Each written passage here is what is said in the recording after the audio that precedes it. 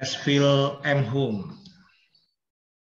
Dan yang saya hormati juga, sekaligus saya banggakan juga bimbingan saya, Saudara Budi Herianto, yang pada pagi hari ini sudah bersiap ingin mempertahankan penelitian tesisnya dalam tahap sidang akhir. Tesis dengan judul Otoritas Diskresi Kepolisian dalam menyelesaikan tindak pidana ringan melalui mediasi penal. Mengawali sidang skripsi pada pagi hari ini, marilah kita panjatkan puji syukur, alhamdulillah semua kita dalam kondisi sehat walafiat, bisa melaksanakan tugas kita pada pagi hari ini. Saya bersama tim penguji, saya sendiri Muhammad Zainuddin, kemudian penguji 2 Bapak Dr. Miftahul Munir Esfil M. Hum dan Bapak Dr. Saiful Rahman SHCN MH. Kemudian Saudara Budi Herianto sebagai calon magister hukum yang akan mempertahankan penelitian tesisnya pada pagi hari ini, ya, bisa hadir ya, dan sudah siap melakukan tugasnya. Ya. Seperti biasa, kita punya tugas masing-masing. Untuk Saudara Budi Herianto yang saat ini sedang menjalani sidang akhir untuk mempertahankan penelitian tesisnya, di sesi pertama akan diberikan kesempatan untuk presentasi tentang poin-poin atau pokok-pokok pikiran dalam penelitian tesis yang sudah dituliskan dan sudah diajukan kepada Prodi Magister Hukum. Kemudian selanjutnya sesi 2 merupakan tugas kami dari tim penguji akan menguji Saudara Budi Herianto ini dengan menggunakan beberapa pertanyaan, beberapa tanggapan, masukan, dan lain-lain. Saya kira sudah bisa dipahami, Mas Budi Herianto, sudah bisa dipahami ya? Iya Bapak, kami pahami. Baik. Untuk lebih menghemat waktu, kita akan segera masuk kepada sesi 1, sesi presentasi. Ada waktu 10 menit untuk Saudara Budi Herianto untuk mempresentasikan pokok-pokok pikiran dan atau poin-poin penting yang ada dalam tulisan penelitian tesisnya. Ya, jadi waktunya 10 menit. Ya Bapak. Siap Mas Budi ya? Insya Allah siap Pak. Baik. Saya tidak perlu menanyakan kesiapannya, dari tadi kayaknya sudah siap begitu. Tapi sebelum dimulai, kita berikan kesempatan kepada Saudara Budi Herianto untuk memanjatkan doa. Semoga ujian atau sidang akhir penelitian tesisnya pada pagi hari ini berjalan lancar dan hasil yang sukses. Berdoa dimulai.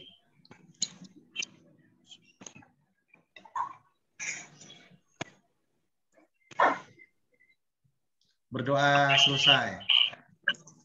Semoga doa yang dipanjatkan bisa membantu Saudara Budi Herianto agar bisa menjalani proses sidang akhir tesis ini dengan lancar dan hasil yang baik, bahkan sangat baik. Kesempatan pertama saya berikan kepada Saudara Budi Herianto untuk mempresentasikan selama 10 menit. Silahkan dimulai dari sekarang. Assalamualaikum warahmatullahi wabarakatuh. Terima kasih kepada Bapak Dr. Muhammad Zain, Sarjana Hukum M. Hum, dan terima kasih kepada Bapak Miftahul Munir, Sarjana Fil M. Hum, dan terima kasih kepada Bapak Saiful Rahman, Sarjana Hukum Magister. Kami mengangkat otoritas diskresi kepolisian dalam menyelesaikan tindak pidana ringan melalui mediasi penal. Yang melatar belakangin mediasi penal merupakan dimensi baru yang dikaji dari aspek teoritis dan praktik. Dikaji dari dimensi praktik, maka mediasi penal akan berkorelasi dengan pencapaian dunia peradilan. Seiring berjalannya waktu di mana semakin hari terjadi peningkatan jumlah volume perkara dengan segala bentuk maupun variasinya yang masuk ke pengadilan, sehingga konsekuensinya menjadi beban bagi pengadilan dalam memeriksa dan memutus perkara sesuai asas peradilan sederhana, cepat dan biaya ringan tanpa harus mengorbankan pencapaian tujuan peradilannya, yaitu kepastian hukum, kemanfaatan, dan keadilan. Dengan adanya pedoman pemidanaan pada kebijakan mediasi penal pada tindak ringan, maka kepolisian memiliki kewenangan restoratif dalam hal memperlakukan dan menerapkan mediasi penal di antara yang berselisih sebagai kebijakan aplikatif dalam dapat tindak melanjutkan perkara tersebut ke jalur litigasi. Kewenangan diskresi kepolisian ini diharapkan lebih mendekatkan diri pada keadilan yang mencerminkan nilai-nilai yang hidup di masyarakat, yakni keadilan restoratif dan atau melalui pendekatan yang bersifat preventif. Akan tetapi kenyataannya di Indonesia tidak ada pedoman bagi penyelesaian perkara pidana melalui mediasi penal terhadap kasus pidana ringan. Adanya kepastian hukum merupakan harapan bagi pencari keadilan terhadap tindakan sewenang-wenang dari aparat penegak hukum yang terkadang melalui arogansi dalam menjalankan tugasnya sebagai penegak hukum. Karena dengan adanya kepastian hukum, masyarakat akan tahu kejelasan akan hak dan kewajiban menurut hukum. Tanpa ada kepastian hukum, maka orang akan tidak tahu apa yang harus diperbuat, tidak mengetahui perbuatan benar atau salah, dilarang atau tidak dilarang atau oleh hukum. Kepastian ini dapat diwujudkan melalui penoramaan yang baik dan jelas dalam suatu undang-undang dan akan jelas pula penerapannya. Mediasi Indonesia diatur dalam Perma nomor 1 tahun 2016 tentang prosedur mediasi pengadilan yang mana ini hanya ditujukan untuk semua sengketa perdata, dan untuk mediasi dalam ranah pidana yang masih belum terdapat aturan yang jelas, hanya masalah diskresi kepolisian yang ditujukan untuk tercapainya keadilan restoratif. Hal ini yang juga membuat ambigu dalam melakukan penegakan hukum terhadap kasus atau tindak pidana ringan.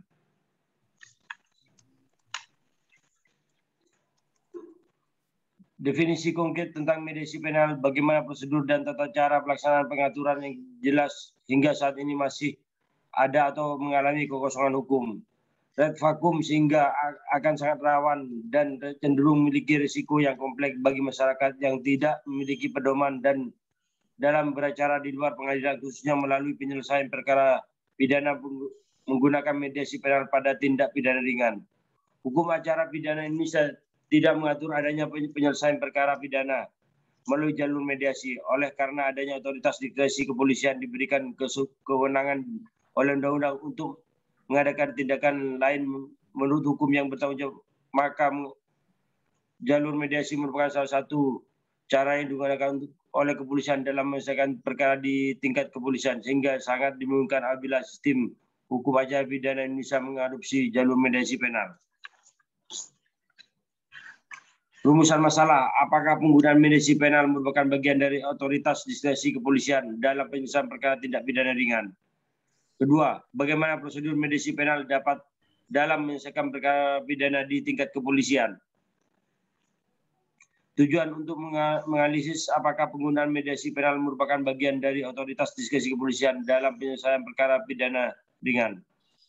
Kedua, untuk menganalisis bagaimana prosedur mediasi penal dalam penyelesaian perkara pidana di tingkat kepolisian. Jenis penelitian hukum normatif tentang pendekatan masalah, pendekatan peraturan perundang-undangan, sumber bahan hukum primer, bahan hukum sekunder, dan bahan hukum tersier. Teknik pengumpulan bahan, menggunakan teknik atau cara mengumpulkan bahan kepustakaan. Teknik pengolahan bahan hukum, inventarisasi sekaligus mengkaji dari penelitian studi kepustakaan, kemudian diolah dan dianalisis diteliti dengan metode deduktif. Analisis bahan hukum, pada ini menggunakan teknik analisis bahan hukum secara deskriptif kualitatif yang selanjutnya dikaji dengan metode berpikir secara deduktif, kemudian dibuat kesimpulan.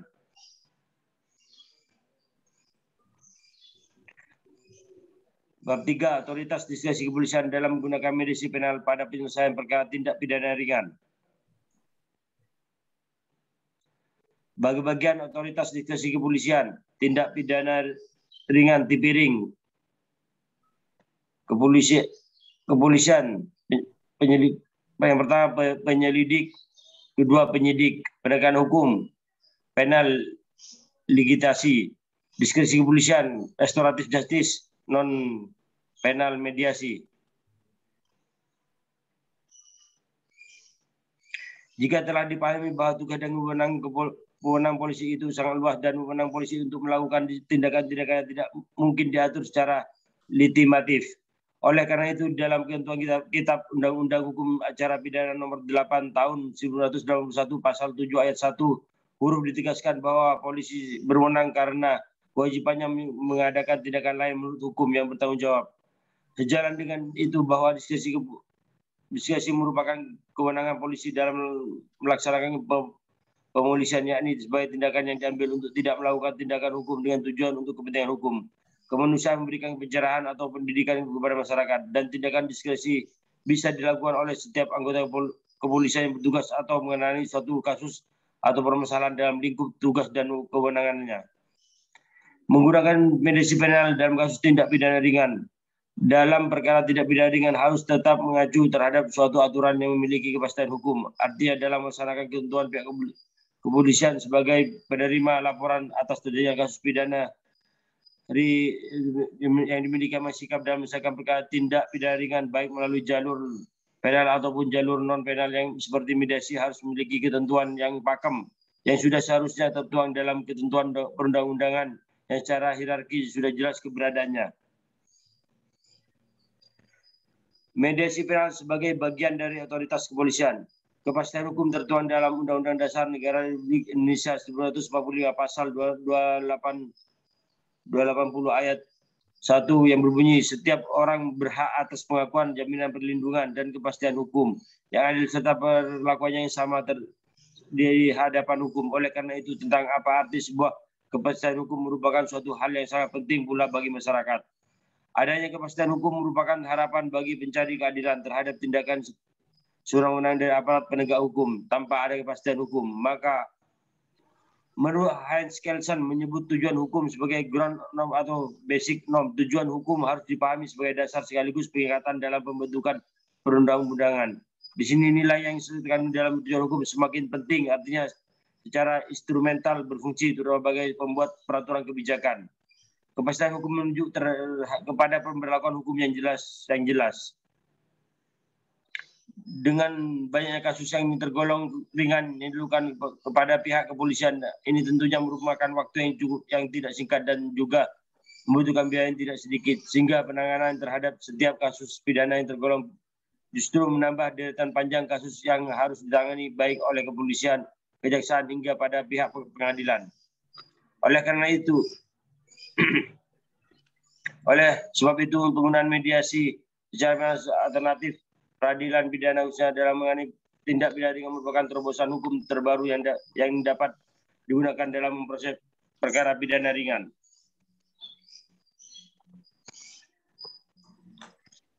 Bab 4. Prosedur mediasi penal dalam penyelesaian perkara pidana di tingkat kepolisian. Penyelesaian perkara pidana di tingkat kepolisian, pembukaan Undang-Undang Dasar menyatakan bahwa berdasarkan pokok pemikiran melindungi segenap bangsa Indonesia, maka pasal 27 Undang-Undang Dasar memberikan kesamaan kedudukan dalam hukum dan pemerintahan pada setiap warga negaranya. Dan kedudukan polisi selaku penegak hukum wajib melindungi warga negara atau masyarakat dan menciptakan keamanan dan ketertiban masyarakat. Dalam hubungannya dengan wewenang diskresi kepolisian ini dapat dilepaskan dari tugas pokok kepolisian. Karena dengan tugas pokok kepolisian tersebut dapat diselesaikan secara pemanfaatan. Prosedur mediasi penal sebagai otoritas diskresi kepolisian. Perkembangan sistem dan metode penegakan hukum di Indonesia menunjukkan adanya kecenderungan mengikuti perkembangan keadilan masyarakat, terutama perkembangan prinsip keadilan restoratif justice. Kepala Badan Reserse Kriminal Kabar Reskrim Polri pada tahun 2012 telah mengeluarkan surat telegram Kabar Reskrim nomor STR 5/583/8/2012 tanggal 8 Agustus 2012 tentang penerapan restoratif justice. Surat telegram tersebut yang dijadikan dasar penyidik dalam penyelesaian perkara pidana dengan keadilan restoratif. Hingga muncul surat edaran Kapolri nomor 7 tahun 2015, surat edaran /8/7/2018 tanggal 27 Juli 2018 tentang penerapan keadilan restoratif justice dalam penyelesaian perkara pidana.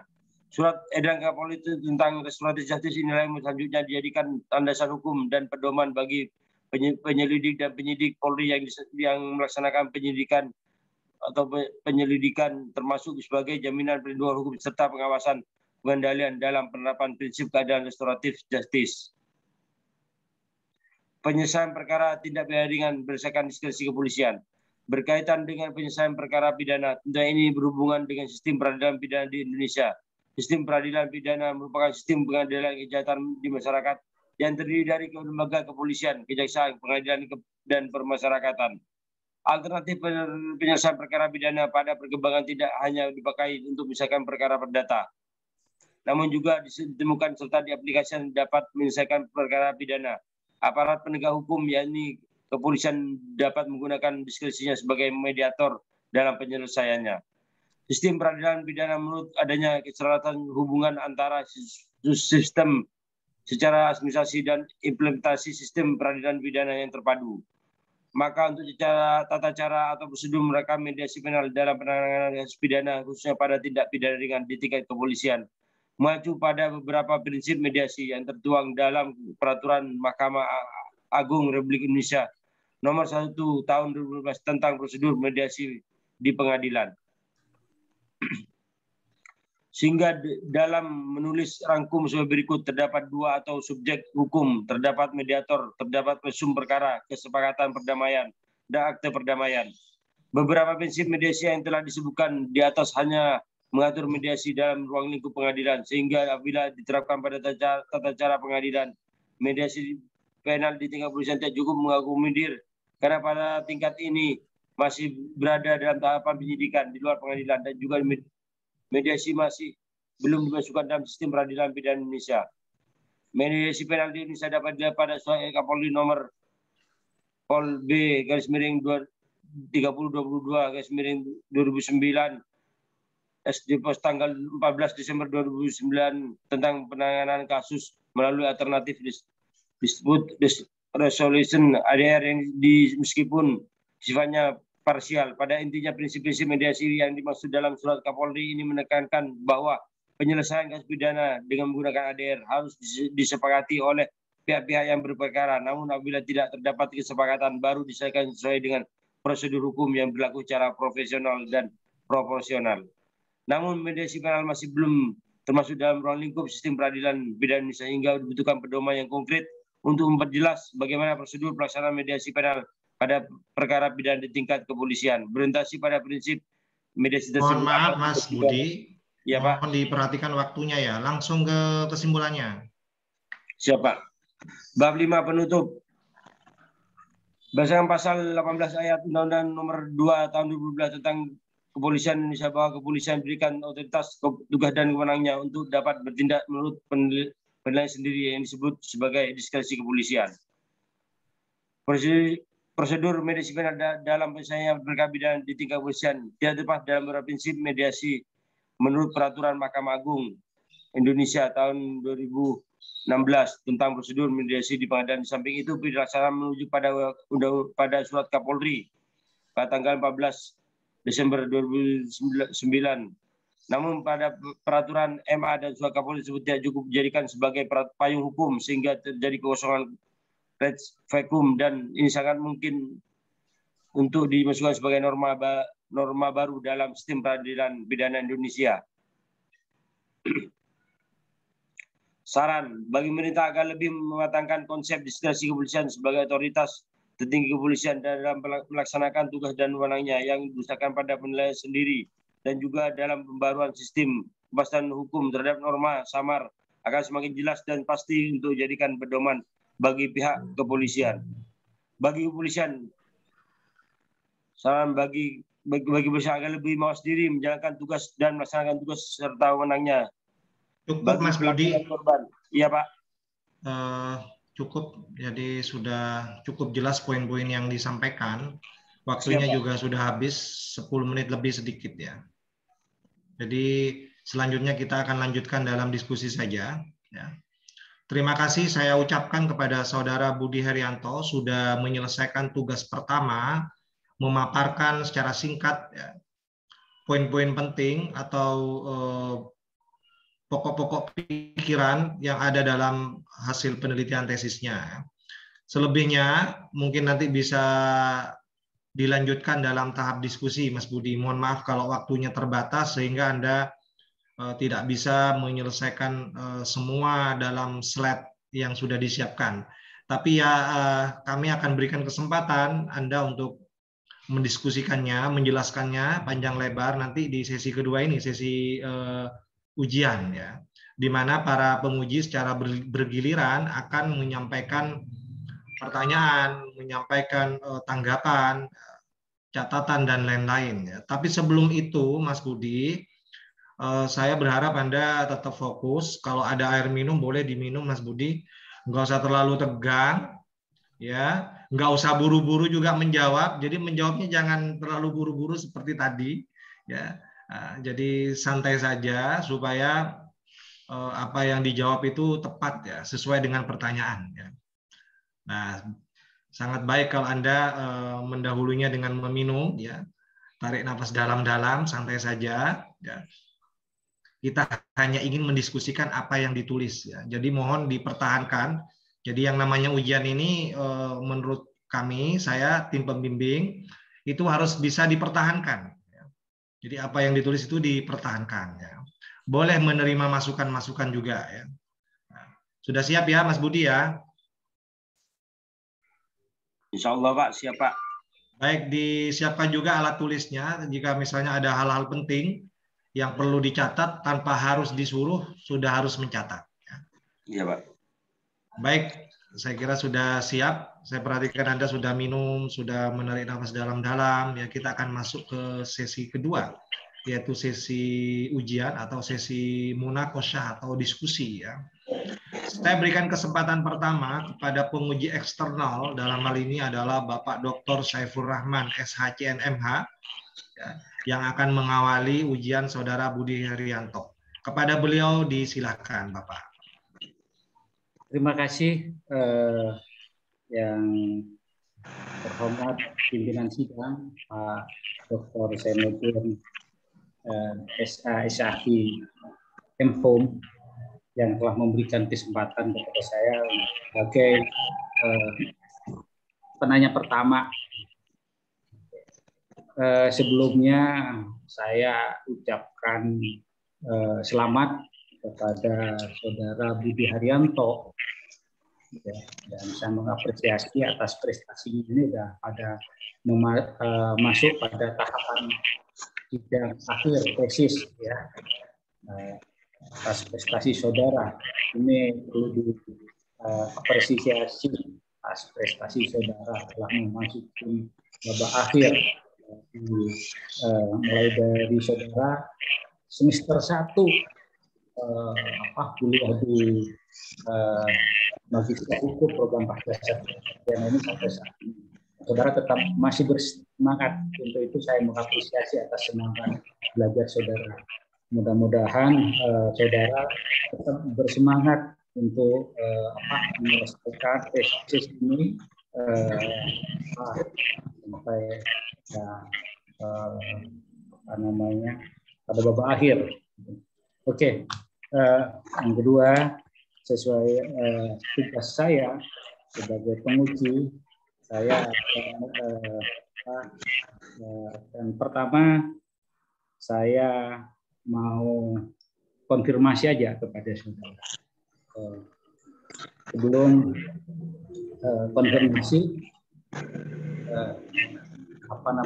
itu hukum dari tesis saudara itu sebetulnya apa sih?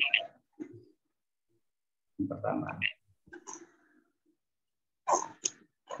isu hukumnya apa dari tesis yang saudara angkatnya?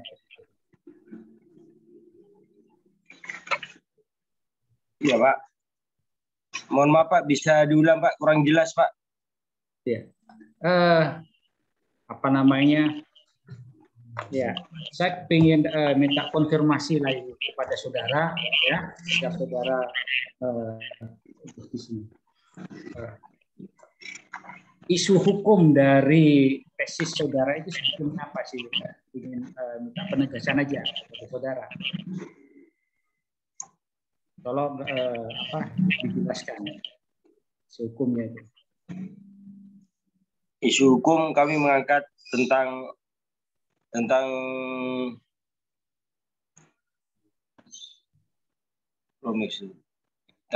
tentang isu hukum di tengah-tengah masyarakat, mengangkat tentang permasalahan yang terjadi di tengah-tengah masyarakat, Pak, sehingga tidak semua perkara diselesaikan di pengadilan, Bapak, seperti itu. Jadi mengangkat tentang penyelesaian di antara kedua belah pihak, Bapak, seperti itu, tentang mediasi penal. Ya, maksudnya saudara memberikan alternatif gitu ya untuk betul, Bapak, iya. Perkara tertentu di hukum perdata. Nah, ya biasanya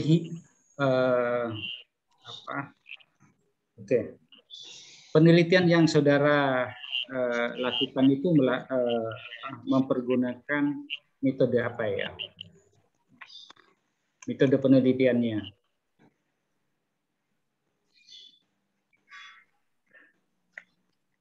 Langsung aja dijawab aja ya. Kami melakukan penelitian melalui hukum normatif, Pak, seperti itu, tentang pendekatan masalah, sumber hukum, pengumpulan bahan hukum, analisis bahan hukum, dan teknik pengolahan bahan hukum, Pak. Oke. Jawab yang to the point aja. Penelitian hukum normatif, Pak. Ya. Siap, Pak, siap. Pada lazimnya setiap penelitian hukum normatif itu yang menjadi isu hukum itu tidak lepas karena adanya apakah itu pertentangan norma, apakah terjadinya kekosongan hukum atau adanya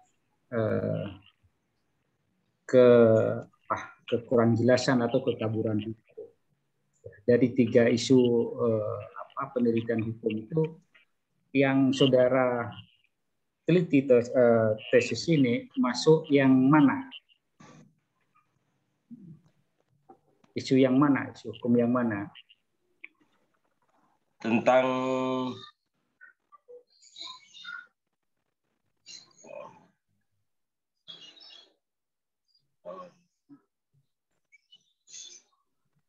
Tentang kekosongan hukum, Pak, vakum. Dengan hukum ya. Iya, Pak. Ya. Oke. Coba tolong saya dijelaskan kekosongan hukum yang saudara maksud itu dan bagaimana? Jelas. Kekosongan hukum adanya tidak ada kepastian hukum terhadap masyarakat. Tidak ada kepastian hukum antara masyarakat apa yang harus dijalankan, Pak, seperti itu.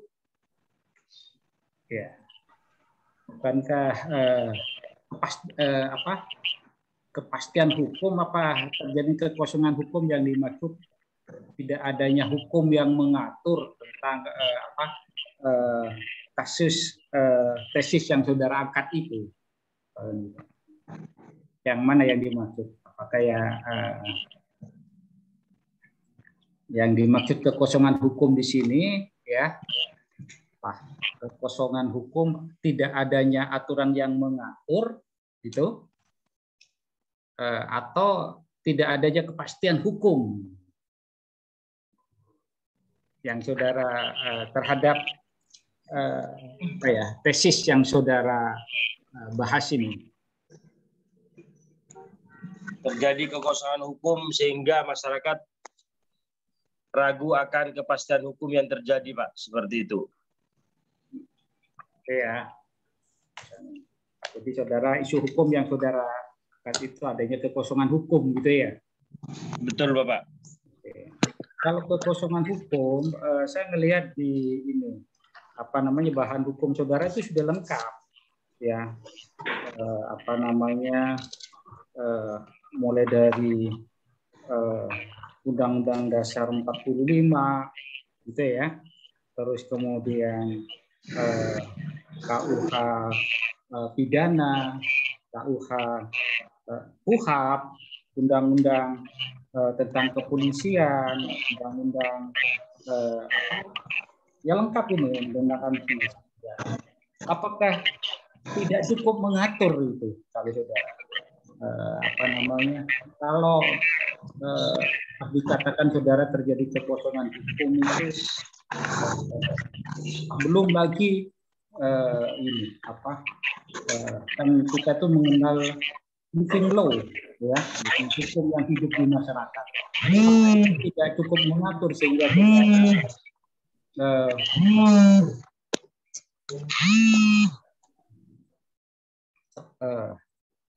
timut aja ya anunya ya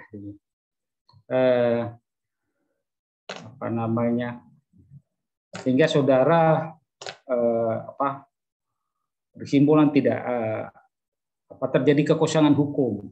Apakah kurang maksud saya nilai-nilai yang hidup di masyarakat itu mulai dari Pancasila, Undang-Undang Dasar 45, hak asasi manusia, ya, kemudian hukum yang diakui dalam masyarakat, sampai hukum-hukum formal yang saudara sebutkan. Apakah tidak cukup ya saudara menarik isu hukum terjadi kekosongan hukum mengenai apa namanya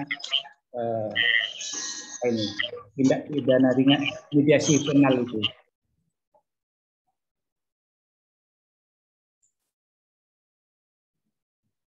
Tolong itu dijelaskan, Mas Budi.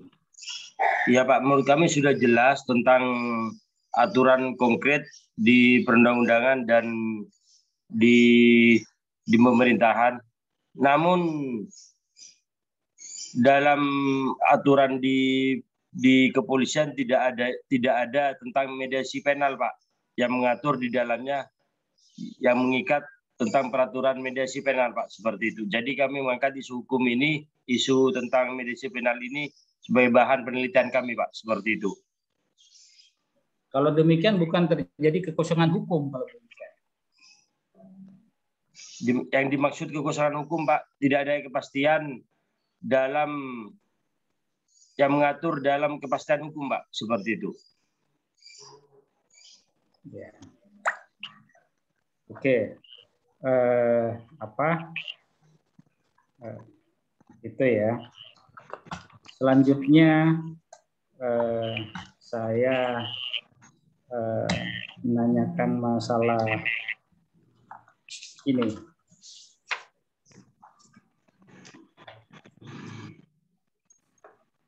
Ya. Otoritas bab 3 ya, saudara. Otoritas diskresi kepolisian. Ya, otoritas bab 3 di pembahasan mungkin ya, saudara bahas itu otoritas diskresi kepolisian dalam menggunakan mediasi penal dalam penyelesaian perkara tindak pidana ringan.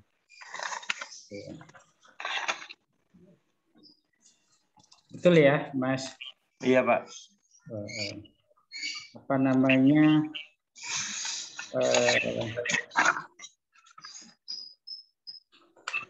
Ya, saudara menyebut di sini bahwa kepolisian, anggota kepolisian itu sebagai pejabat kepolisian berwenang untuk mempunyai kewenangan kepolisian itu untuk melaksanakan tugas-tugas kepolisian itu ya sebagai pejabat administrasi negara, saudara begitu ya. Dan saudara apa namanya berdasarkan pada pasal 22 Undang-Undang Nomor 30 Tahun 2014 gitu ya tentang administrasi pemerintahan berdasar diskresi itu di halaman 36 saudara apa namanya bahwa kepolisian itu mempunyai kewenangan diskresi untuk melakukan itu. Ya. Coba sih biasanya tindakan administratif itu hanya 3 berdasarkan teori kewenangan. Saya minta saudara menjelaskan legalitas kewenangan kepolisian. Ya. legalitas prosedur dan legalitas substansi, sehingga kepolisian itu menurut saudara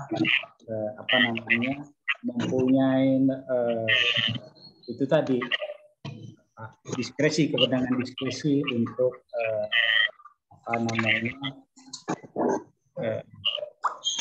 menggunakan mediasi penal itu. Coba legalitas kewenangannya pertama. Legalitas kewenangannya itu ada di mana, ya. Terus legalitas prosedurnya itu bagaimana, legalitas substansinya bagaimana. Hingga itu. Saudara mengatakan bahwa kepolisian itu pejabat administrasi negara, sehingga kewenangan itu dasar apa yang dijalankan itu. Coba saudara bisa menjelaskan dasar kewenangannya. Dasar kewenangan sudah diatur dalam Undang-Undang Dasar 1945 dan Undang-Undang tentang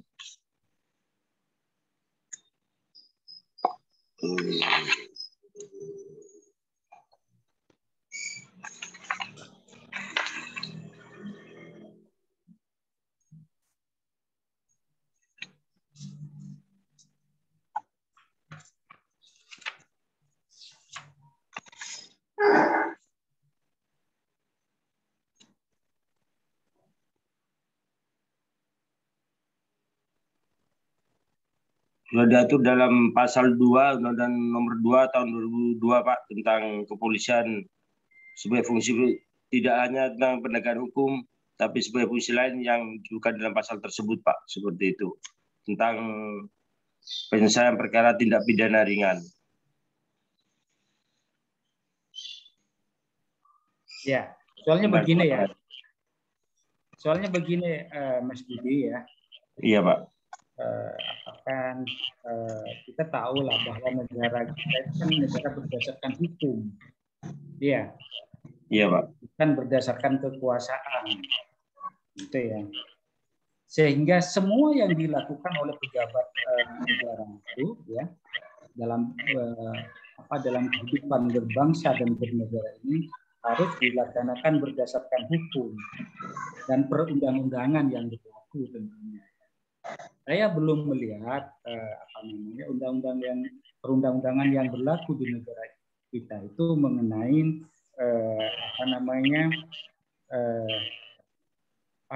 kepolisian yang bisa menyelesaikan pidana dengan melalui mediasi penal itu. Gimana Mas Budi? Paham Pak. Maka kami mengangkat tentang mediasi penal ini di kepolisian, tentang penelitian, mengkaji dan menyimpulkan untuk diangkat menjadi wewenang dari kepolisian yang mengatur tentang aturan tersebut Pak, seperti itu. Maka kami mengangkat tentang otoritas mediasi penal ini untuk jadikan bahan ke depan Pak, seperti itu. Iya, saudara kan ngajukan alternatif lah kan gitu ya. Betul, saya Bapak. Khawatir aja kan gitu loh. Saya khawatir kalau tidak berdasarkan hukum dan perundang-undangan, karena kan kita kembali kepada negara hukum gitu ya, bukan negara kekuasaan. Ya. Gitu. Jadi kalau kita memberikan kekuasaan kepada pejabat kepolisian, ya, tanpa adanya pembatasan peraturan perundang-undangan, maka ini nanti akan sebagai negara hukum itu nantinya akan terjadi pelampauan kewenangan. Ya, saya minta tanggapan dari saudara gimana itu antara negara hukum dan negara kekuasaan kan kita istilahnya bukan kalau di Undang-Undang Dasar 45 itu disebut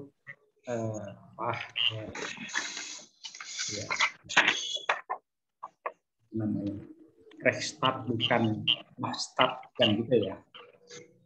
Gimana Mas Budi menanggapi ini aja? Saya kepingin.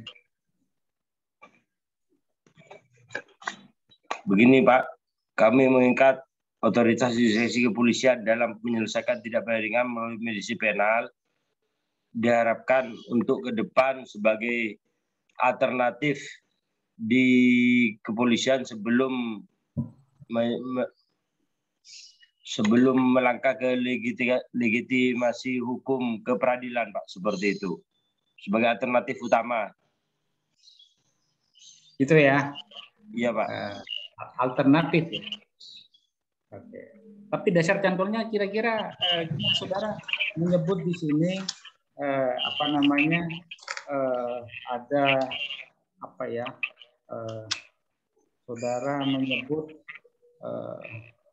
dasar itu ya, dasar penerapan restoratif justice ini surat telegram dari Kabariskim, ya, tanggal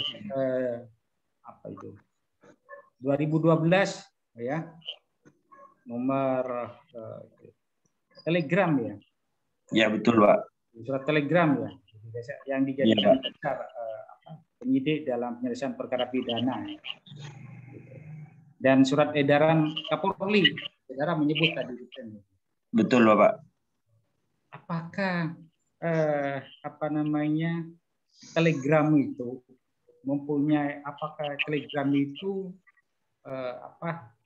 mempunyai kekuatan mengikat ya? Apalagi telegram, surat edaran juga itu kan bukan hukum menurut saya, hanya edaran aja. Gimana tanggapan saudara terhadap dua hal yang saudara jadikan dasar ini? Saudara kan menyebut menyelesaikan itu dasarnya surat telegram dari Kabariskim, yang kedua terus surat edaran dari Kapolri, kan begitu ya? Betul Bapak. Ya. Gimana? Terkait edaran dan telegram, ini sebagai landasan hukum dan pedoman bagi penyelidik Pak dan penyidik dalam melaksanakan penyidikannya, termasuk sebagai jaminan perlindungan hukum serta pengawasan pengendalian dalam penerapan prinsip keadilan restoratif. Seperti itu Bapak. Ya kan, saya tahu. Pertanyaan saya, apakah surat telegram itu, ya, surat telegram dan surat edaran itu ya, bisa Pak, mengikat secara umum kepada masyarakat? Itu kan bukan hukum. Ya. Bisa aja kan diabaikan, bisa aja kan tidak dijadikan, ya. Apalagi ini hukum pidana ya, hukum pidana itu mencari kebenaran material. Itu hanya berdasarkan surat telegram atau hanya surat edaran, gitu ya. Gimana? Apakah mau jaksa itu nantinya atau kepolisian? Mengenai soal edaran dan telegram ini, surat pemberitahuan sebagai landasan ataupun batasan seorang penyidik atau penyelidik dalam melakukan suatu keputusan, Pak, seperti itu. Iya, penyelesaian. Gitu ya? Iya, Bapak. Oke, nanti di anu lagi. Terus kemudian itu nanti perlu pembahasan lebih dalam lagi. Terus kemudian saudara juga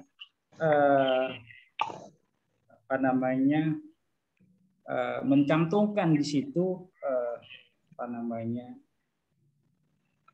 peraturan Mahkamah Agung, ya. Peraturan Mahkamah Agung nomor 1 tahun 2016. Ya. Prosedur mediasi di pengadilan. Begitu ya, saudara kutip itu di halaman berapa? Halaman 62, 63 gitu ya, sebagai bukankah peraturan Mahkamah Agung nomor 1 tahun 2016 itu berlaku untuk perkara perdata, bukan pidana. Beda loh, memang untuk perkara perdata dimungkinkan untuk penyelesaian secara kesepakatan, gitu ya. Ada itu memang. Dan untuk pidana sampai saat ini Mahkamah Agung belum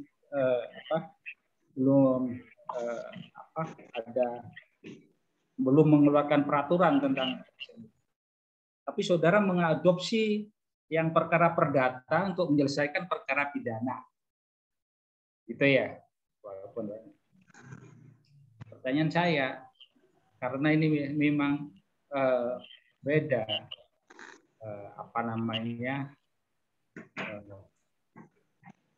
kalau pidana itu karena kan kebenaran material, ya. Kalau perkara perdata itu kan kebenaran formil, sehingga adanya kesepakatan par pihak itu dimungkinkan. Nah, pertanyaannya, kalau saudara mengadopsi peraturan Mahkamah Agung nomor 1 tahun 2016 ini, prosedur mediasi di pengadilan dalam perkara perdata disamakan dengan ditarik ke perkara pidana. Pertanyaan lanjutannya adalah, apakah dalam hukum pidana dikenal kesepakatan perdamaian? Ya. Sehingga gimana menurut Mas Budi?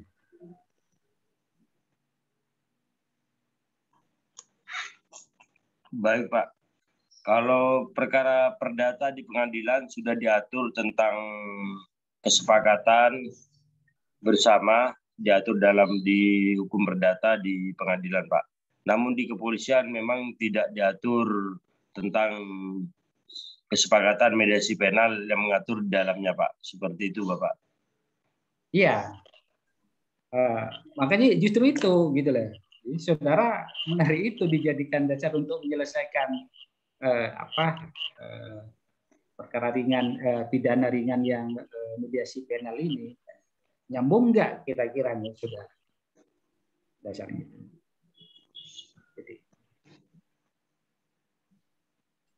Insya Allah nyambung Pak. Makanya kami mengangkat tentang mediasi penal ini di kepolisian sebagai alternatif utama dalam menyelesaikan suatu perkara Pak. Seperti itu Bapak. Oke. Coba nyambungnya di mana? Nyambungnya di mana? Terutama dalam masalah kesepakatan itu. Apakah hukum pidana itu dimungkinkan adanya kesepakatan perdamaian, sehingga perlu nanti dibuatkan akte perdamaian kayak hukum perdata? Mana maksudnya? Apabila ada kesepakatan ataupun kelancaran di antara kedua belah pihak Pak, sama-sama tidak dirugikan ataupun ada kepuasan, ada keadilan, kepuasan dan keselarasan Pak, begitu Pak. Ya, tapi kan hukum itu bisa menuntut. Itulah kedua belah pihak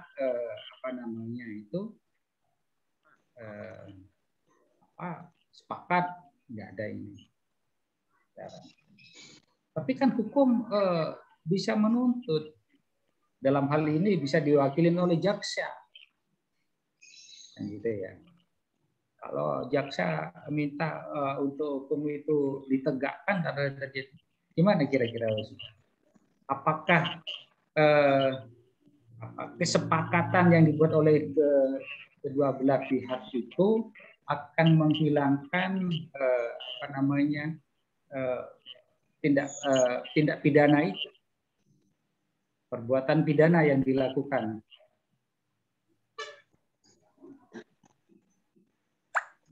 Perbuatan pidana tidak akan hilang Pak apabila masih ada tuntutan. Namun perbuatan tersebut dapat dijadikan dasar kemanusiaan dan dimaklumi apabila ada koordinasi, kesepakatan, dan kerjasama yang baik antara kedua belah pihak dan pihak yang terkait di dalamnya, Bapak. Dibuat suatu perjanjian. Gitu ya. Oke, Mas Budi. Masih bisa saya nambah, Pak Ketua. Kebetulan saya ini sebagai masih bisa, Pak. Monggo, Pak. Masih ada waktu. Masih bisa. Monggo, Bapak. Ya. Monggo, Bapak. Tadi bab kesimpulan gitu ya, Pak Budi, bab 5 penutup kesimpulan. Saudara 1.5.1 berdasarkan pasal 18 ayat 1 Undang-Undang Nomor 2 Tahun 2000 tentang Kepolisian, gitu ya, itu dijadikan dasar kesimpulan sama saudara. Jadi kesimpulan itu adalah Pak Budi, ya, kesimpulan itu adalah hasil pembahasan dari permasalahan hukum yang saudara teliti, bukan pasal-pasal yang ada di dalam undang-undang. Jadi kalau di kesimpulan saudara mencantumkan pasal, itu kurang karena pasal dalam satu peraturan perundang-undangan ini sudah berlaku umum, sudah mengingat secara umum. Ya. Jadi sebaiknya pasal saudara kesimpulan mengutip pasal itu tidak lazim dalam suatu penelitian. Gitu ya, Pak Budi? Iya, Pak. Itu yang kesimpulan yang pertama.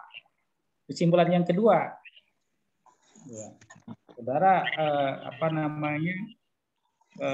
prosedur, gitu ya, prosedur mediasi penal penyelesaian perkara pidana di tingkat kepolisian, saudara masih berdasarkan peraturan Mahkamah Agung nomor 1 tahun 2016 ya, tentang penyelesaian mediasi di pengadilan itu dalam perkara perdata, gitu ya. Jadi tolong jangan ulang kan, gitu ya. Apakah Pak Budi? Iya, Pak. Ada tanggapan yang itu? Terima kasih, Pak. Sudah cukup masukan dan sarannya, Pak. Oh gitu ya. Oke. Ya, saya kira itu dari saya, Pak Ketua. Terima kasih waktunya. Mudah-mudahan karena masih ada penanya selanjutnya itu. Saya cukup, Pak Ketua. Saya kembalikan ke Ketua Tim. Baik, terima kasih. Saya sampaikan kepada Bapak Dr. Saifur Rahman sudah mengawali sesi pertama dalam sesi ujian saudara Budi Herianto ya. Ada sejumlah pertanyaan, tanggapan sekaligus catatan-catatan yang barangkali dan sangat berharga untuk penyempurnaan penulisan tesis Anda. Ya, mohon dicatat dengan baik. Saya sebagainya juga mencatat ya. Nanti kita bisa diskusikan lebih lanjut di tahap revisi, Mas Budi ya. Baik,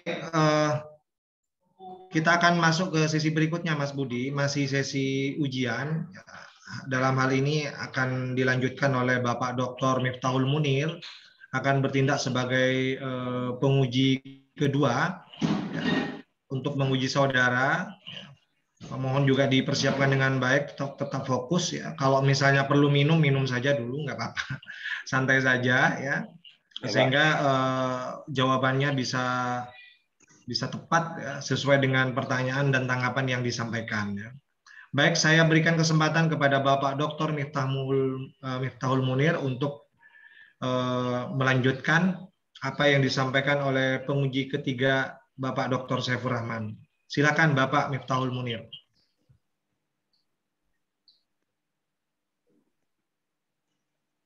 Terima kasih Bapak Ketua atas waktu dan kesempatannya. Selamat kepada Mas Budi Herianto. Tadi sudah banyak ditanyakan oleh Bapak Dr. Saiful Rahman, dan beberapa yang kemudian saya catat juga dalam catatan persiapan ujian akhir tesis kemarin. Ini yang kemudian ditanyakan oleh beliau. Saya konfirmasi saja, Mas Pak Budi Herianto. Ya, Pak. Di sini yang ingin kita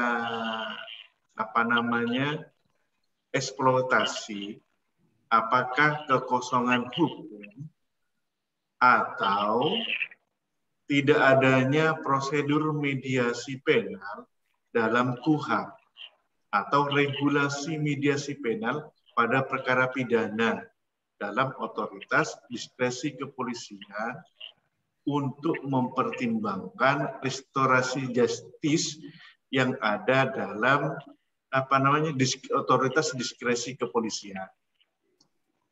Karena yang diatur dalam undang-undang itu adalah otoritas diskresi kepolisian. Silakan ditanggapi dulu.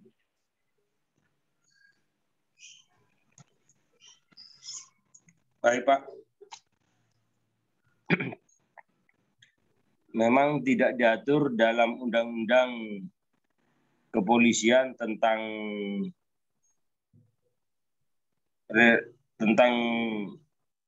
regulasi KUHP di kepolisian, Pak, tentang mediasi penal.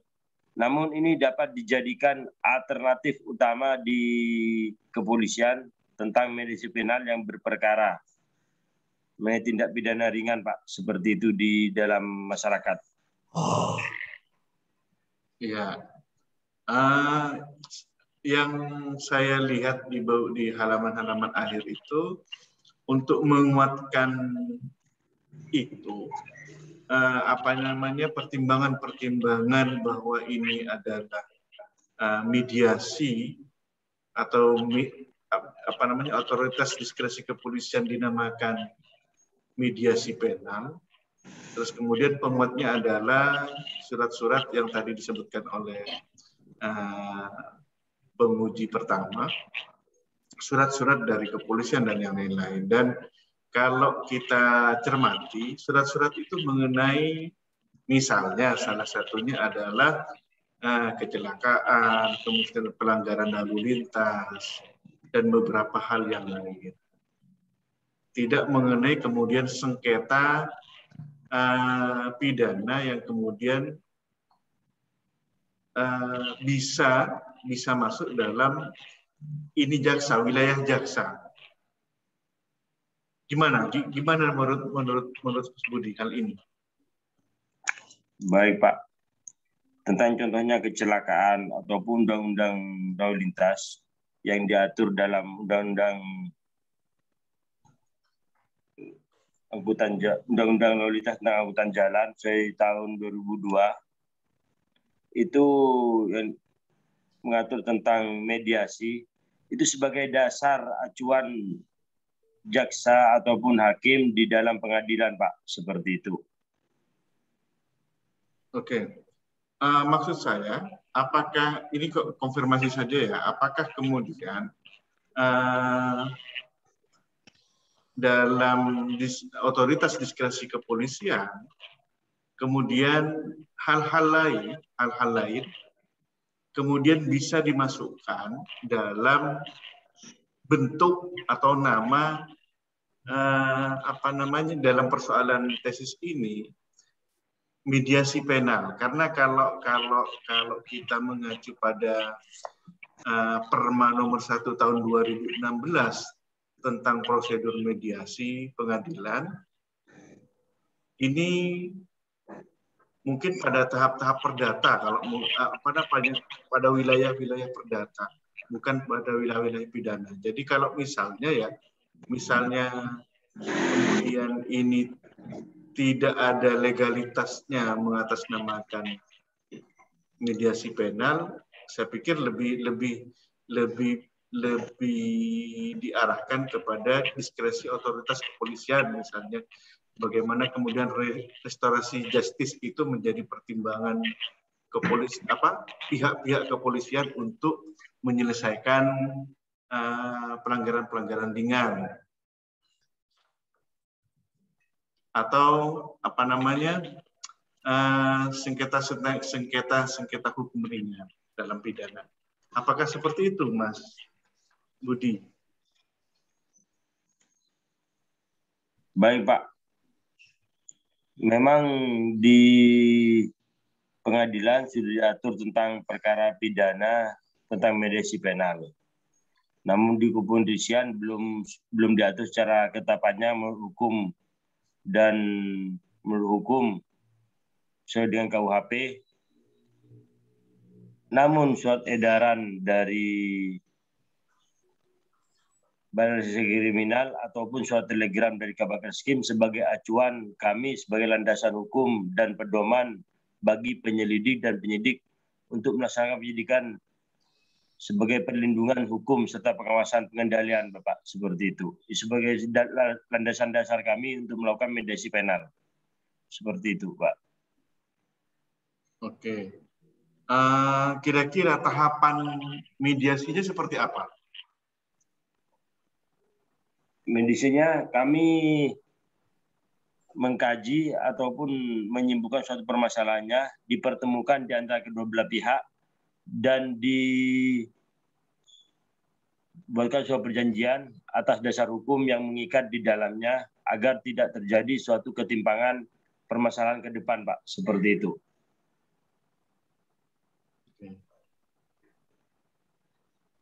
Ada tahapan-tahapan lain yang mungkin bisa melengkapi? Banyak tahapan yang perlu dilalui, Pak.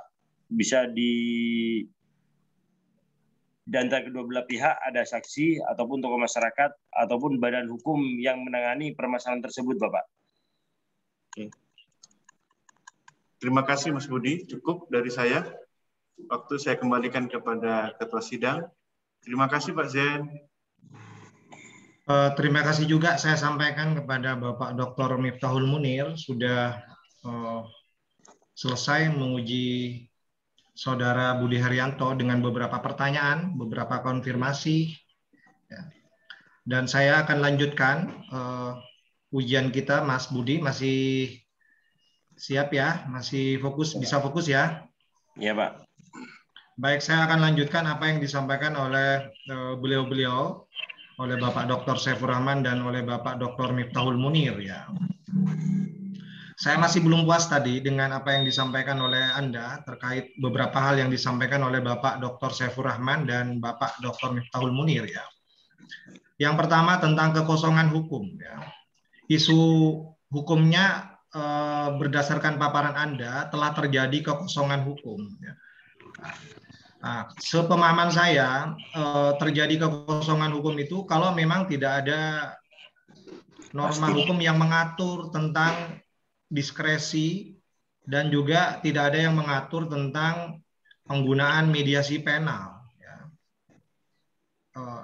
Tapi berdasarkan informasi yang Anda sampaikan juga ya di dalam penelitian ini, ternyata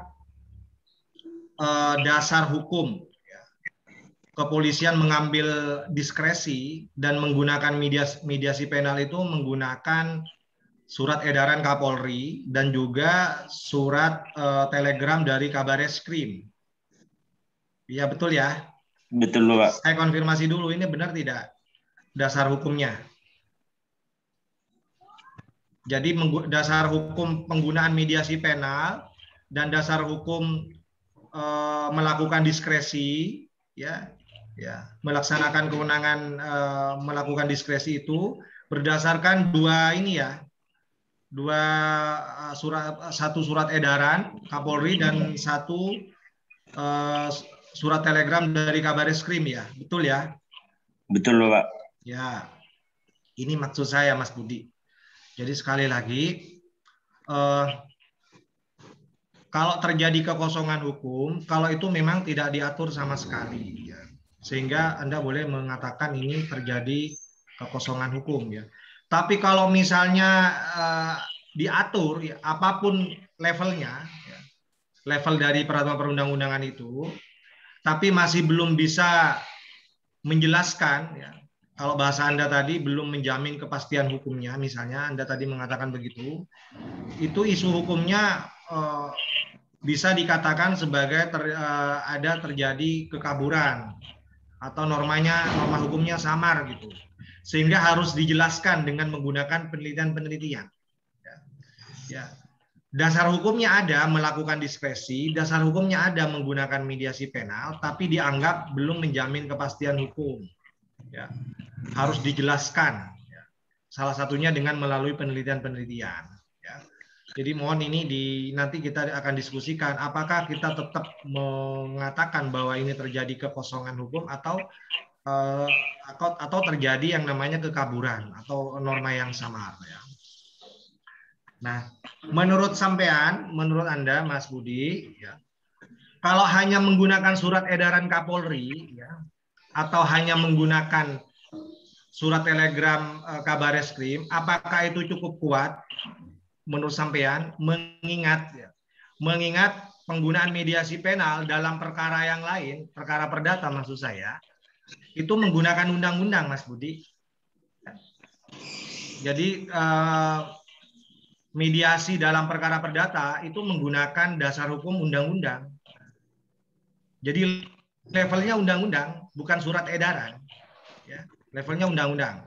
Termasuk juga mediasi, konsiliasi, arbitrase dalam penyelesaian hubungan industrial itu juga menggunakan undang-undang. Ya, tidak menggunakan surat edaran dan juga tidak menggunakan peraturan perundang-undangan peraturan teknis lain. Ya. Menurut sampean ya, analisisnya sampean ke depan cukup kuat tidak kalau hanya menggunakan dua ini aja? Menurut sampean?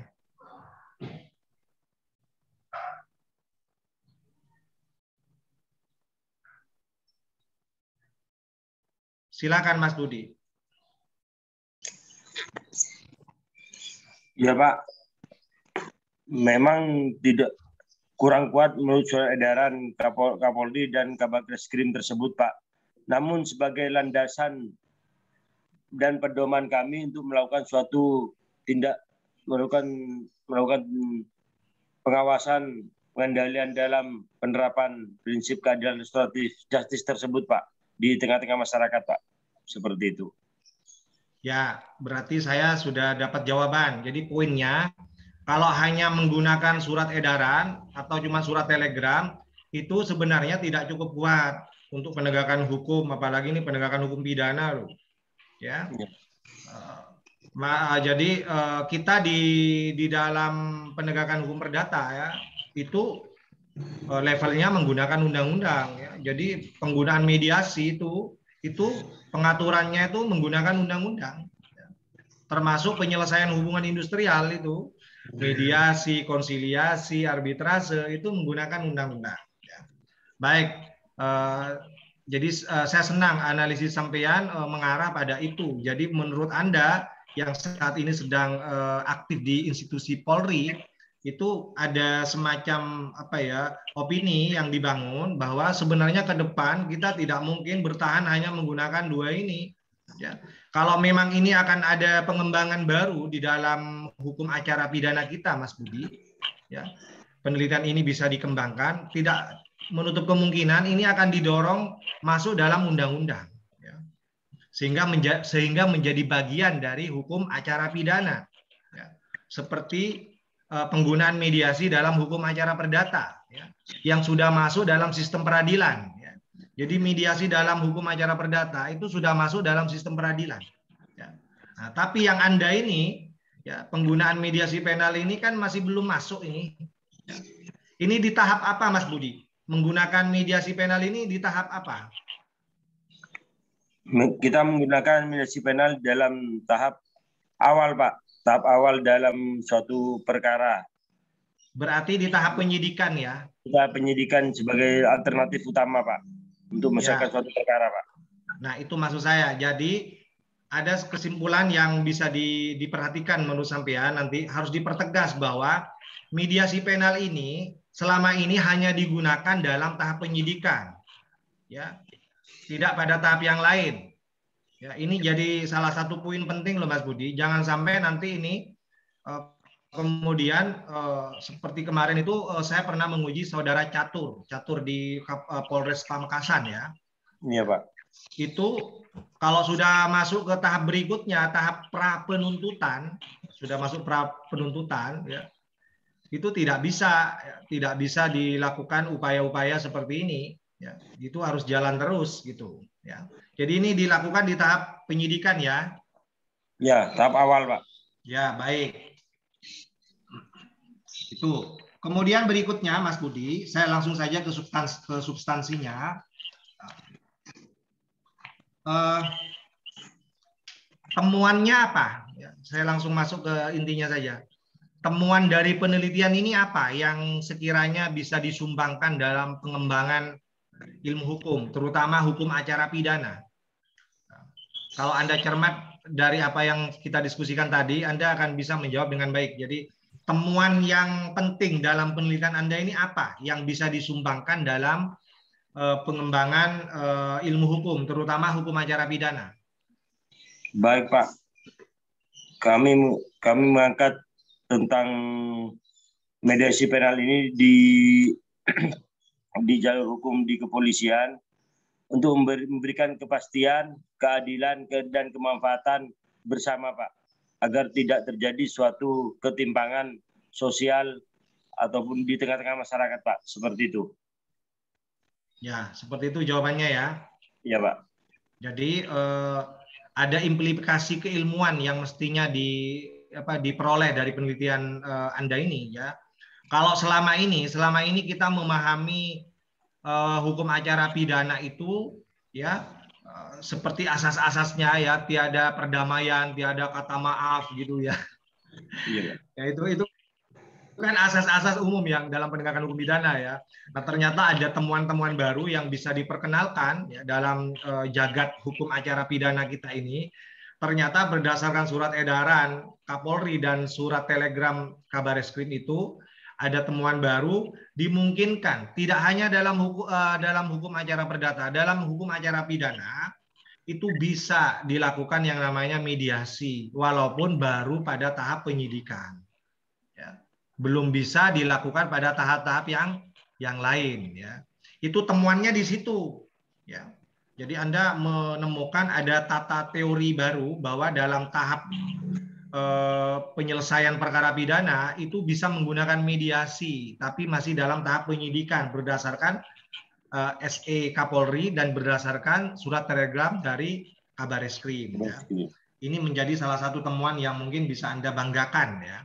Ya, walaupun ini tidak pertama kali Anda temukan, mungkin ada penelitian-penelitian yang lain. Baik itu. Kemudian yang terakhir, Mas Budi, menurut sampean, di analisisnya sampean, saya tidak tahu semuanya, belum baca tuntas ya. Tapi saya berharap ada begitu ya. Hasil dari mediasi para pihak itu ya. Itu kan nanti dituangkan dalam sebuah akta perdamaian, ya kan? Iya Pak. Kalau tercapai yang namanya perdamaian dalam mediasi itu, maka akan dituangkan dalam akta perdamaian, betul ya? Betul Pak. Nah, menurut analisisnya sampai di penelitian ini, apakah akta perdamaian itu sama kekuatan hukumnya dengan putusan pengadilan? Sama tidak? Menurut kami sama Pak, karena pengadilan sebagai wadah untuk penyimbang dan keadilan dalam penegakan hukum Pak di tengah-tengah masyarakat Pak. Kekuatan hukumnya sama. Apabila tidak ada perselisihan ataupun konflik di antara kedua belah pihak Pak. Menurut kami sama Pak. Sama ya? Sama Pak. Kalau misalnya nanti di kemudian hari ya pihak yang menyatakan damai dalam mediasi itu ya kemudian muncul persoalan ya, sehingga kemudian ada salah satu pihak yang ingin melanjutkan kembali, itu bisa tidak dilanjutkan. Jadi sudah terjadi mediasi, ada hasilnya, ada aktanya. Tapi kemudian dapat beberapa bulan, salah satu pihak berubah pikiran, ya karena ada persoalan-persoalan begitu. Kemudian para pihak itu ada yang berubah pikiran, kita lanjutkan saja ini. Itu boleh tidak? Boleh, Pak. Boleh. Menurut kami boleh. Boleh. Dikarenakan karena kenapa? Karena tidak adanya suatu kesepakatan, keadilan, dan kemanfaatan di antara kedua belah pihak, dan pihak pengadilan hanya sebatas wadah wadah untuk sebagai penyimbang di tengah masyarakat, karena tidak ada kepuasan tersebut, Pak. Seperti itu. Ya, itu pendapat sampean, bolehlah sampean berpendapat seperti itu ya. Ya, Pak. Kalau dalam perkara perdata, Mas Budi, perbandingan ya, ya, Pak. Itu akta perdamaian yang kemudian dituangkan dalam akta otentik itu memang kekuatannya itu sama dengan putusan pengadilan.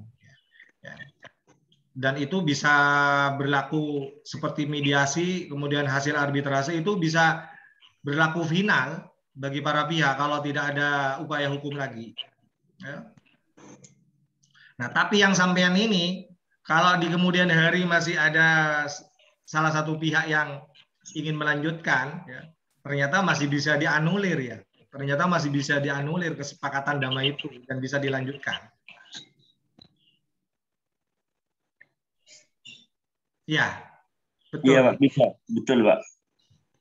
Baik, saya mungkin ini perlu penjelasan juga dari pakarnya, ahlinya, Bapak Dr. Saifur Rahman ini yang mungkin punya pengalaman pernah membuatkan akta-akta perdamaian ya para pihak ya, terutama dalam perkara perdata supaya ada perbandingan ya, Mas Budi ya. Iya, Pak. Saya kira itu yang bisa saya tambahkan. Tapi sebelum masuk di sesi terakhir, sesi diskusi antara para penguji untuk menentukan apakah Anda lulus atau tidak, ada baiknya saya minta tambahan lagi karena masih ada waktu sedikit ya. Barangkali ada tambahan dari Bapak Dr. Saifur Rahman. Silakan Bapak, mungkin ada tambahan sebelum kita masuk ke ruang khusus penguji untuk mendiskusikan, memusyawarahkan apakah ini bisa diluluskan atau tidak. Monggo Bapak, mungkin ada tambahan. Oke. Terima kasih Pak Ketua Pimpinan Sidang. Ya, Pak Budi, saya masih diberi kesempatan sama Pak Ketua untuk memberikan ini, tanggapan ya. Jadi pengetahuan saya sampai saat ini ya untuk perkara pidana itu tidak ada upaya sampai perdamaian. Jadi perdamaian yang mempunyai kekuatan mengikat itu perdamaian yang dilakukan di hadapan hakim, gitu ya. Dan itu yang umum biasanya dalam perkara perdata. Ya, sebelum perkara dimulai itu hakim menyarankan untuk diadakan mediasi itu dalam perkara perdata. Dan kalau mediasi itu berhasil, itu biasanya dibuatkan akte perdamaian. Dan akte perdamaian itu dibuat oleh hakim hakim yang sudah ditunjuk oleh pengadilan untuk memediasi itu. Akte perdamaian itu yang mempunyai kekuatan mengikat sama dengan putusan hakim itu, tapi itu dalam perkara perdata itu ya. Atau perdamaian yang ada gitu ya, atau dalam perkara perdata atau yang dikenal dengan dading istilahnya. Kalau ada perkara perdata kemudian ada perdamaian itu diselesaikan secara non litigasi ya, bisa aja dengan akte notaris. Ya, diselesaikan dengan akte perdamaian dengan akte notaris. Tapi notaris itu biasanya sebelum membuat akte perdamaian minta kepada para pihak itu untuk mencabut perkaranya masing-masing. Selama perkaranya itu belum dicabut, notaris tidak ada yang berani membuat akte perdamaian. Jadi kalau masing-masing para pihak itu sudah mencabut perkara perdatanya untuk diselesaikan secara bisa dibuatkan dading. Dan itu ya juga yang mempunyai kekuatan mengikat. Dalam perkara pidana gitu ya, belum ada sarana untuk itu, belum ada sampai saat ini, gitu ya. Saya memang tadi awalnya baca di pendekatan masalah di Pak Budi ini, saya berharap karena ada pendekatan kasus di samping pendekatan perundang-undangan, ada pendekatan kasus. Tapi belum setelah saya baca belum menemukan ada kasus, gitu ya. Ada kasus yang bisa diselesaikan misal pidana yang contoh kasus maksudnya dalam hal ini ada putusan pengadilannya nomor berapa, tanggal berapa, atau upaya hukumnya apa gitu. Itu belum ada dalam tesis ini, gitu loh. Jadi kalau dalam tesis ini bisa menemukan ada kasusnya, contoh kasusnya yang bisa diselesaikan, itu lebih bagus lagi sesuai dengan apa yang ditulis di pendekatan masalah. Gitu loh. Di pendekatan masalah ditulis ada pendekatan kasus, tapi belum menemukan kasus. Ini saran aja yang pendekatan kasus itu yang dimaksud di sini ada putusan pengadilan pidananya nomor berapa, tanggal berapa, terus kemudian apakah ada upaya banding tanggal berapa, nomor berapa, apakah ada kasasi nomor berapa yang sudah diputus, maksudnya. Itu maksudnya, bukan perkara-perkara dalam masyarakat yang belum masuk ke pengadilan, gitu ya. Itu jadi ada ya, tapi Pak Budi ya, contoh kasus yang itu sudah ada kasusnya yang diselesaikan secara secara mediasi penal. Ada Pak. Ada ya. Ada Pak. Di putusan pengadilan mana itu?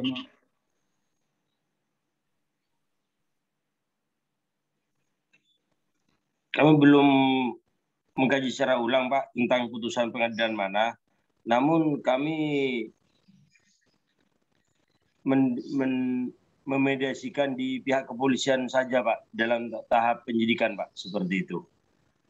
Itu belum kasus namanya, itu hanya penyelesaian di situ sendiri ya, itu dia yang apa yang dimaksud ada contoh kasus hukumnya itu kalau sudah ada putusan pengadilannya nomor berapa itu ya ya Mas Budi tuh. Kalau belum menemukan itu belum ada kasus berarti ya boleh mencantumkan. Jadi umpama saudara mencantumkan di situ ada kasus pencurian ini, itu di ada Pak kasus pengadilan negeri nomor berapa dan di situ pertimbangan hukum dari hakim itu untuk menyelesaikan itu bisa dijadikan dasar, gitu ya. Bukan hanya judulnya aja kan itu. Itu namanya kasus. Bisa ya Pak, ada Pak kasus pencurian ringan Pak tentang Nenek Mina yang divonis 1 bulan 15 hari dengan masa percobaan 3 bulan Pak oleh Pengadilan Negeri Purwokerto pada 19 November 2009 Pak. Ada, ya itu dicantumkan ya anunya ya. Iya Pak. Kasusnya gitu ya. Iya Pak. Pengadilan pidana nomor berapa. Kalau itu ada putusan pengadilan, kan itu bukan melalui mediasi. Itu bukan dijadikan contoh itu. Iya. Iya Pak.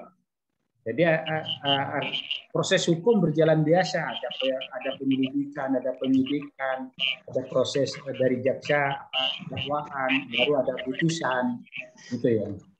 Yang saudara tawarkan itu kan penyelesaian di luar sidang. Iya Pak. Kan begitu. Iya Pak. Ya itu aja dari saya. Iya Pak. Makasih Pak Ketua Sidang. Baik, terima kasih. Saya juga sampaikan kepada Bapak Dr. Saifur Rahman sudah menambahkan hal-hal penting ya, yang menurut saya tadi perlu memang dapat tambahan ya dari ahlinya, dari Bapak Dr. Saifur Rahman. Barangkali ada yang mau disampaikan lagi dari Bapak Dr. Miftah Munir. Monggo Bapak, masih ada waktu sedikit. Saya Pak Ketua, cukup Pak Ketua. Cukup ya. Ya. Baik, sebelum kita berdiskusi tentang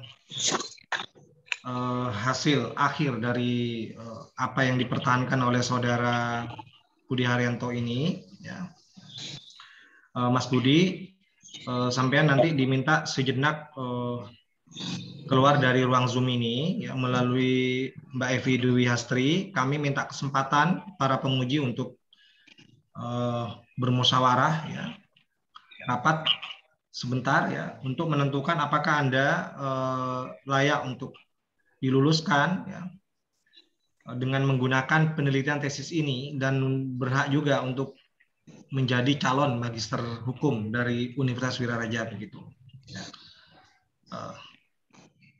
Silakan Mbak Evi, saya minta dibantu untuk sementara.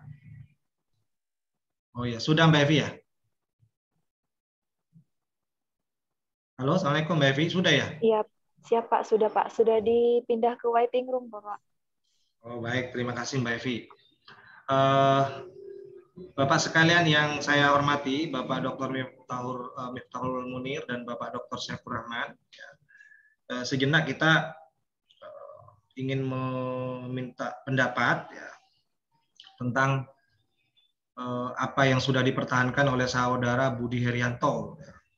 Apakah penelitian tesisnya ini layak untuk dijadikan dasar untuk meluluskannya menjadi calon magister hukum, ya. Ini salah satu syarat untuk meraih gelar magister hukum adalah bisa mempertahankan apa yang ditulisnya dalam penelitian tesisnya. Dari paparan pertama, sesi pertama, kemudian pada sesi kedua, sesi tanya jawab, barangkali kita bisa memberikan penilaian menurut Bapak sekalian. Silakan saya berikan kesempatan pertama kepada Bapak Dr. Miftahul Munir. Terima kasih Pak Ketua Sidang. Saya memberi nilai 88. Hanya saja mungkin sampai 90 lah. Hanya saja mungkin ada perlu penjelasan-penjelasan lebih lanjut. Bagaimana kemudian mediasi panel itu kemudian diambil namanya untuk menjadi nama putusan dari mediasi yang dilakukan oleh otoritas diskresi kepolisian. Sampai di mana itu bisa diterima secara legal oleh hukum kita. Terima kasih, Pak Ketua. Baik, terima kasih. Saya sampaikan kepada Bapak Dr. Miftahul Munir sudah menyampaikan pendapatnya tentang tulisan tesis saudara Budi Haryanto ini. Jadi layak untuk diluluskan dengan nilai antara 80 sampai 88 sampai 90 ya. Nah, dengan catatan yang disampaikan tadi, ya. Memang ini istilah mediasi penal ini Pak, saya perhatikan ini memang cukup populer juga, ya. Tapi kalau dilihat dari SE dan surat telegramnya itu sebenarnya menggunakan istilah restoratif justice. Ya. Jadi bagaimana itu diterapkan, nah, kemudian menggunakan istilah mediasi penal itu. Kemudian saya berikan kesempatan juga kepada Bapak Dr. Syaifur Rahman. Silakan Bapak untuk menyampaikan pendapat dan penilaiannya.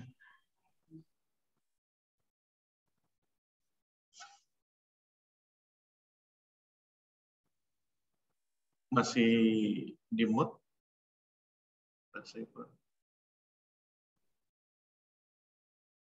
Terima kasih Pak Ketua Pimpinan Sidang dan Pak Dr. Miftahul Munir, anggota tim sidang penilai.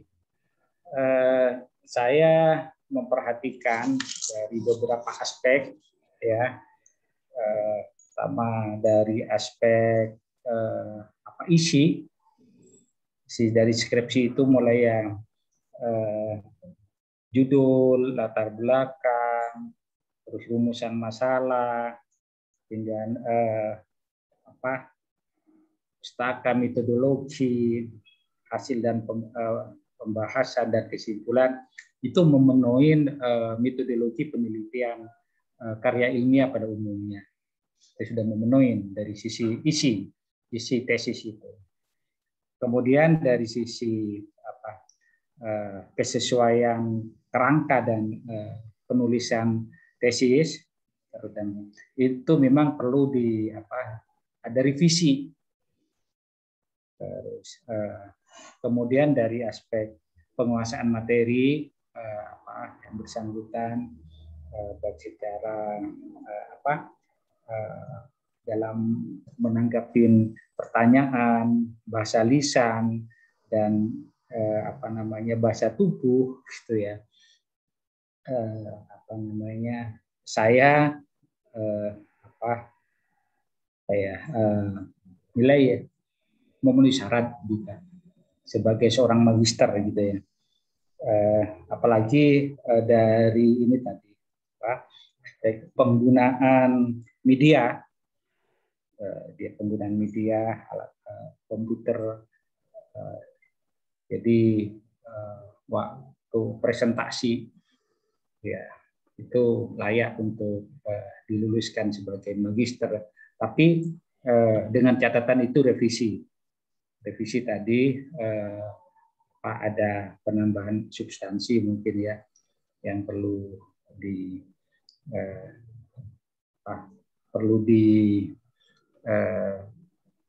bahas lebih lanjut gitu, pembahasan. Saya kira itu dari saya. Pada intinya saya setuju untuk memberikan nilai lulus dan layak untuk menjadi seorang magister. Namun tesis ini perlu direvisi, gitu ya. Itu Pak Ketua dari saya. Baik, terima kasih Bapak Dr. Saifur Rahman sudah menyampaikan pendapat dan penilaiannya. Saya pun sebagai penguji juga menyatakan sama. Jadi penelitian tesis ini layak untuk dijadikan dasar bagi lulusnya saudara Budi Herianto ya sebagai salah satu calon magister hukum kita pada tahun ini ya. Dengan beberapa catatan yang sudah disampaikan tadi. Jadi dari segi penulisan saya perhatikan juga sudah memenuhi metodologi penelitian yang diterbitkan oleh Prodi Magister Hukum. Kemudian substansinya memang saya akui masih ada beberapa yang harus ditambahkan ya sesuai masukan dari para penguji tadi.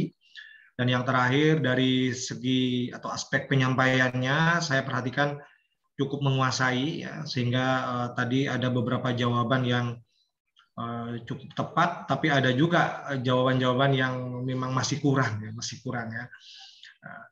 Baik, terima kasih Bapak Dr. Saifur Rahman, Bapak Dr. Miftahul Munir sudah menyampaikan pendapatnya, sudah menyampaikan penilaiannya. Kita akan undang Saudara Budi Herianto untuk masuk dalam ruang Zoom kembali. Mbak Evi bisa dibantu untuk supaya Mas Budi Herianto masuk. Sudah Pak, ini Pak, sudah siap.